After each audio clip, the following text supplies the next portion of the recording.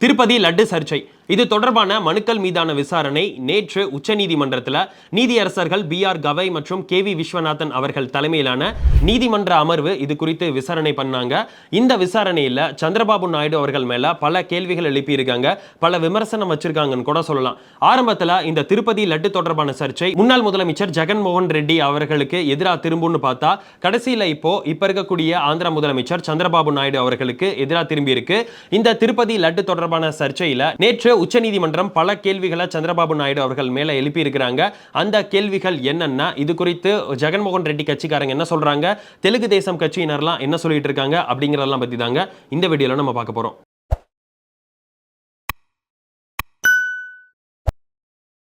நேற்று நடந்த உச்சநீதிமன்ற தீர்ப்பு குறித்து ஜெகன்மோகன் ரெட்டி கட்சிக்காரங்க என்ன சொல்றாங்கன்னா, சந்திரபாபு நாயுடு ஆட்சிக்கு வந்து 100 நாட்கள்ல எந்த நலத்திட்டத்தையும் எந்த ஒரு நல்ல விஷயத்தையும் ஆந்திரா மக்களுக்கு செய்யல, அதனால ஒரு டைவர்ஷன் பாலிடிக்ஸா தான் இதை எடுத்துட்டு வந்திருக்காரு. ஆரம்பத்தில் சந்திரபாபு நாயுடு என்ன சொன்னாரு, திருப்பதியில லட்டு தயாரிக்க பயன்படுத்தக்கூடிய நெய்ல கலப்படம் இருக்குன்னு சொன்னாரு. அப்புறம் ஏர் டைரி நிறுவனத்துக்கு கொடுத்த டெண்டர்ல முறைகேடுனாரு. கடைசியில ஜெகன்மோகன் ரெட்டி ஒரு கிறிஸ்தவரா இருக்கிறாரு, அதனால டாக்குமெண்ட் சைன் பண்ணிட்டு தான் திருப்பதிக்குள்ள வரணும்னு சொல்றாரு. ஆக ஒரு இடத்துல இருந்து இன்னொரு இடத்துக்கு தாவி இருந்திருக்காரு சந்திரபாபு நாயுடு. இதில் இருந்தே இவர் வைக்கிற குற்றச்சாட்டு பொய் அப்படிங்கிறது மக்களுக்கு தெரியும் அப்படின்னு இவங்க சொல்றாங்க. இது குறித்து சந்திரபாபு நாயுடு அவர்களுடைய தெலுங்கு தேசம் கட்சியினுடைய செய்தி தொடர்பாளர் குமார் ரெட்டி என்ன சொல்றாருன்னா, நாங்க மக்கள் முன்னாடி பல ஆதாரங்களை எடுத்து வச்சிருக்கோம், வரக்கூடிய நாட்கள்ல உச்ச நீதிமன்றம் அந்த அமர்வு முன்னாடியும் பல ஆதாரங்களை எடுத்து வைக்கிறதா இருக்கும். நாங்க ஜெகன்மோகன் ரெட்டி மேல சொன்ன இந்த குற்றச்சாட்டு அப்படிங்கிறது 100% உண்மை, எந்த நேரத்திலையும் நாங்க பின்வாங்க போறதில்ல அப்படிங்கிறதையும் அவர் தெரிவிச்சிருக்கிறாரு. இதனால ஆந்திர அரசியல் மட்டும் இல்லாம ஒட்டுமொத்த இந்திய அரசியலுமே ஒரு பரபரப்பு ஏற்பட்டிருக்குன்னு தாங்க சொல்லணும். இந்த திருப்பதி லட்டு தொடர்பான சர்ச்சையில நேற்று உச்சநீதிமன்றத்தில் 5 பேர் அவங்க தாக்கல் செய்த மனுக்கள் மீதான விசாரணை நேற்று நடந்தது. உச்சநீதிமன்றம் பல கேள்விகளை சந்திரபாபு நாயுடு அவர்கள் முன்னாடி வச்சிருக்காங்க. அந்த கேள்விகள் என்னென்ன அப்படிங்கறத ஒவ்வொன்னா பார்த்துருவோம். முதல்ல உச்சநீதிமன்றம் கேட்ட கேள்வி, எந்த அடிப்படையில் மாட்டினுடைய கொழுப்பு, பன்றியோட கொழுப்பு, மீன் எண்ணெய் எல்லாம் திருப்பதி லட்டு தயாரிக்க பயன்படுத்தக்கூடிய நெய்ல கலந்திருக்காங்கன்னு சொல்றீங்கன்னு கேட்டிருக்காங்க. அந்த ஆய்வக அறிக்கை அப்படிங்கிறது கிளியர் கட்டா இல்ல, எந்த ஒரு ப்ரூஃபும் இல்லாம இந்த மாதிரி ஒரு பெரிய குற்றச்சாட்டை சந்திரபாபு நாயுடு ஏன் வச்சாருன்னு கேட்கிறாங்க. அது மட்டும் இல்லாம இந்த ஆய்வக அறிக்கை ஜூலை மாசத்திலே வந்துடுச்சு. ஆனா சந்திரபாபு நாயுடு செப்டம்பர் 18ஆம் தேதி NDA கூட்டத்துல தான் இவர் இத பத்தி பேசுறாரு. திருப்பதி லட்டு தயாரிக்க பயன்படுத்தக்கூடிய நெய்ல மாட்டினுடைய கொழுப்பு, பன்றியோட கொழுப்பு, மீன் எண்ணெய் எல்லாம் கலந்திருக்குன்னு செப்டம்பர் 18ஆம் தேதி தான் பேசுறாரு. செப்டம்பர் 25ஆம் தேதி தான் ஏர் டெய்ரி நிறுவனத்து மேல திருமல திருப்பதி தேவஸ்தானம் ஒரு கம்ப்ளைண்ட் கொடுக்குறாங்க. அதுல FIR ஃபைல் பண்ணப்பட்டிருக்கு. அடுத்ததா சிறப்பு விசாரணை குழு செப்டம்பர் 26ஆம் தேதி தான் போடப்பட்டிருக்கு. ஜூலை மாசம் வந்த ஆய்வக அறிக்கையில அப்பவே நீங்க ரியாக்ட் பண்ணாம ஜூலைல அமைதியா இருந்துட்டு ஆகஸ்ட்ல அமைதியா இருந்துட்டு ஏன் இப்ப செப்டம்பர்ல நீங்க வந்து இத பத்தி பேசுறீங்க, எதனால இவ்வளவு தாமதம் அப்படிங்கறதையும் உச்சநீதிமன்றம் கேள்விகள் எழுப்பியிருக்காங்க. மேலும் திருமல திருப்பதி தேவஸ்தானத்துக்கு ஆஜரான சித்தார்த் ரூத்ரா NDDB ரிப்போர்ட், குஜராத்ல லேப்ல டெஸ்ட் செய்யப்பட்ட அந்த NDDB ரிப்போர்ட்ங்கிறது கிளியரா இருக்கு அப்படின்னு சொல்றாரு. இது குறித்து நீதியரசர்கள் சொல்லும்போது, குஜராத்ல இந்த நெய் டெஸ்ட் பண்ணப்பட்டது சரி, ஆனா திருப்பதியில இந்த நெய்ய லட்டு தயாரிக்க பயன்படுத்தினாங்களா அப்படிங்கிற ஒரு கேள்வி எழுப்புறாரு.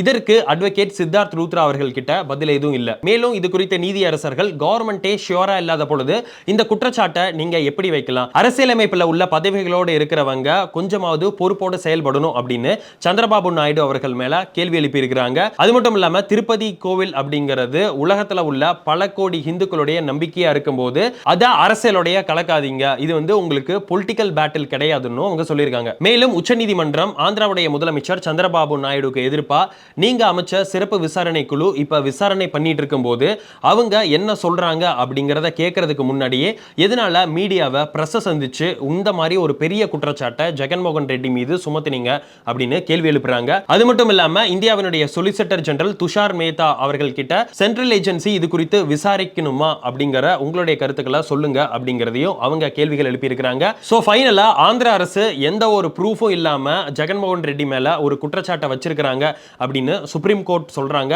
அடுத்த ஹியரிங் வர்ற வியாழக்கிழமை நடக்க இருக்கு. அடுத்ததா வரக்கூடிய ஹியரிங் வியாழக்கிழமை அன்னைக்கு கிளியர் எவிடன்ஸ் கொடுங்க, கலப்படம் இருந்தது அப்படிங்கிறதுக்கான கிளியர் எவிடன்ஸ் நீங்க கொடுக்கணும் அப்படின்னு கேட்டிருக்கிறாங்க உச்சநீதிமன்றம். இது குறித்து பேசுற தெலுங்கு தேசம் கட்சியினர்லாம், நாங்க சொன்ன குற்றச்சாட்டு அப்படிங்கிறது 100% உண்மை, நாங்க வந்து கிளியரான எவிடன்ஸை வரக்கூடிய காலங்களில் வரக்கூடிய ஹியரிங்ல சுப்ரீம் கோர்ட்ல கொடுப்போம், இதில் இருந்து 1% கூட நாங்க பின் வாங்க மாட்டோம் அப்படின்னு அவங்க சொல்றாங்க. சொல்றாங்க. மேலும் இது குறித்து ஒய்எஸ்ஆர்சிபி கட்சிக்காரங்க சொல்றது, திருமல திருப்பதி தேவஸ்தானத்திலேயே ஒரு லேப் இருக்கு, நெய்யெல்லாம் எப்படி இருக்கு, தரம் எப்படி இருக்கு அப்படின்னு பார்க்கிறதுக்கு அங்க ஒரு லேப் இருக்கு. ஒருவேளை நெய்ய தரம் இல்லாத அந்த லேப் கண்டுபிடிச்சிட்டாங்க அப்படின்னா அப்படியே திருப்பி அனுப்பிச்சிருவாங்க. இப்படி திருப்பி அனுப்பப்பட்ட நெய்யோட ஒரு சாம்பிள் எடுத்து தான் குஜராத்துக்கு அனுப்பி இருக்கிறாங்க அப்படின்னு அவங்க சொல்றாங்க.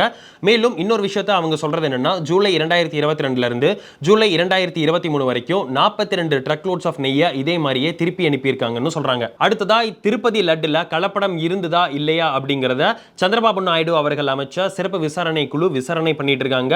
இவங்க கடந்த காலங்களில் என்னென்ன பண்ணியிருக்காங்க அப்படிங்கறத ஒரு சின்ன ரீகேப் பார்த்துருவோம். செப்டம்பர் 22ஆம் தேதி ஆந்திராவுடைய முதலமைச்சர் Chandrababu Naidu IG rank officer தலைமையின் கீழே சிறப்பு விசாரணை குழு அமைக்கப்படும் அப்படின்னு சொன்னாரு. செப்டம்பர் 25ஆம் தேதி திருமல திருப்பதி தேவஸ்தானம் சார்பா ஏஆர் டெய்ரி நிறுவனம் மீது கம்ப்ளைண்ட் கொடுக்கப்பட்டது. அடுத்ததான் செப்டம்பர் 26ஆம் தேதி திரிபாதி அவர்கள் தலைமையிலான 9 பேர் கொண்ட சிறப்பு விசாரணை குழு அமைக்கப்பட்டது.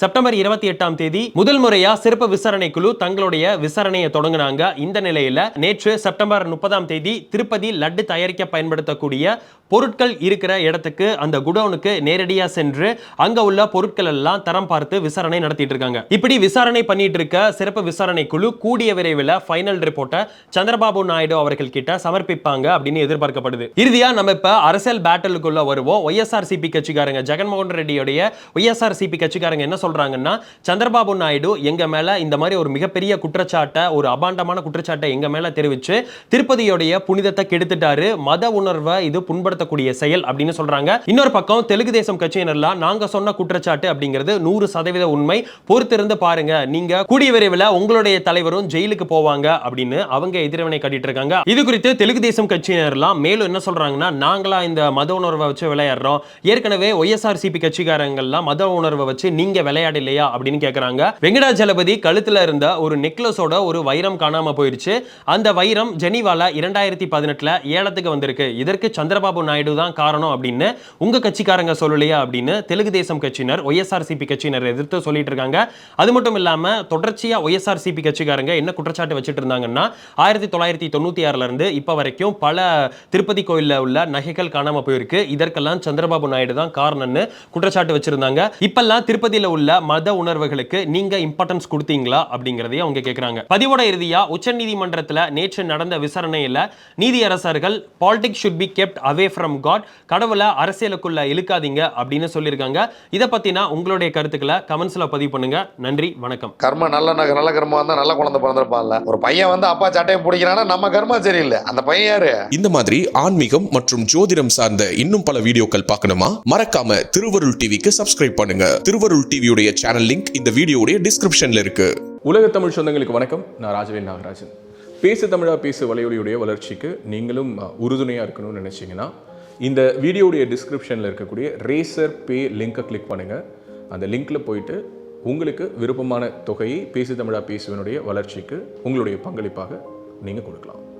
நன்றி, வணக்கம்.